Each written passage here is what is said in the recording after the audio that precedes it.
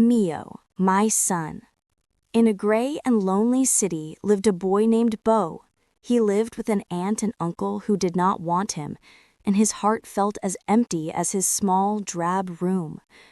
One evening, sitting on a park bench, he found a golden apple in a bottle washed up from the sea. Inside the bottle was a message, a whisper from a faraway land. As Bo read the message, a shimmering spirit like gentle smoke appeared from the bottle. It spoke in a voice like rustling leaves, telling him that his father, the king of faraway land, was waiting for him. "Follow the golden apple," the spirit whispered. "It will guide you across the sky to your true home." The journey was like a dream.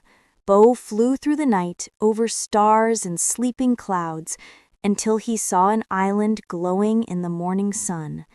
It was faraway land.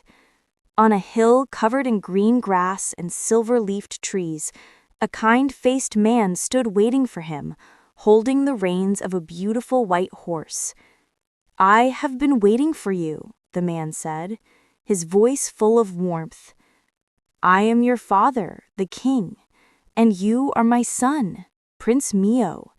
For the first time, Bo felt a love so big it filled all the empty spaces in his heart. He was no longer Bo, he was Mio. Mio's new life was full of sunshine. In his father's garden of roses, he met a boy named Jum Jum. With the same smile as Mio's best friend from his old life, Jum Jum became his constant companion. They spent their days playing by the well that whispers in the evening, their laughter echoing through the trees. But a shadow stretched even to faraway land.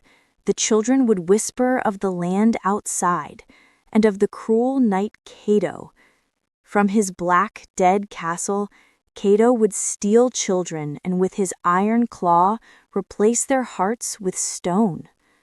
An old woman who wove the stories of the world into her tapestries told Mio of a prophecy. "Only a king's son from far away can face Knight Cato," she said, her voice low. Mio looked at his hands. He was just a boy, and he was afraid. But he knew he was the king's son the prophecy spoke of. So Mio and Jum Jum set out on the white horse, Miramis. The king gave Mio a sword that could cut through stone and a cloak that made him invisible. They rode through the whispering forest and over the bridge of the morning light, their hearts full of fear, but also of friendship.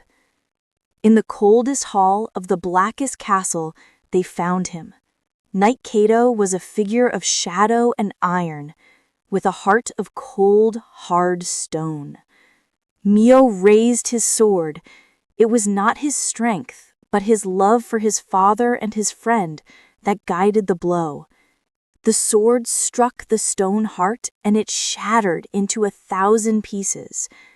As Cato vanished, the dark castle crumbled, and sunlight streamed into the land outside for the first time. The children Cato had taken were free.